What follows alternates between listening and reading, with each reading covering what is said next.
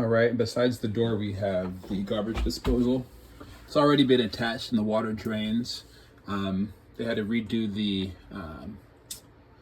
countertop, and so they had to redo the plumbing. But as a result, I'm not sure actually what happened, but they disconnected the electrical, and so we just needed to be attached from here up to there. And I've purchased